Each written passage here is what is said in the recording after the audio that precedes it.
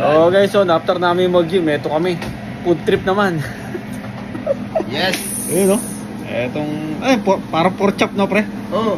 Breaded pork ba yan, pre? Ang tawagin? Ayan. Farm pork. Ayan. So food trip kami, tapos ito kakain namin guys, pakita ko sa inyo. Ayan, ito. Yung pork chop, no? Pork chop na breaded. Ayan. Nagawa ni Junel. Ayan. Tapos meron tayo dito. Okay.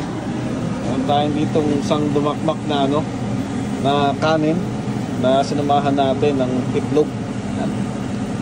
Tapos ito, yung ulam namin kagabi. Pinulit lang namin. Itong paksiw. Ayan, no? Sarap. Nagawa rin niya, no? Gawa rin ni Junel. Oh. Paksiw. Ayan. Yan, dali. Oh guys, ito yung ano namin, nakakainin namin ngayon. Yan.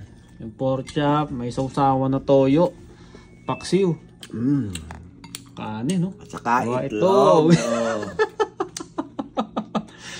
Yan. So ito yung food trip namin pagkatapos mag-gym. Hindi yata healthy to, pre, no? Hindi, nagpapawisan naman tayo. Saka syempre, meron tayong coconut water. Yan. Oh, bakbak na.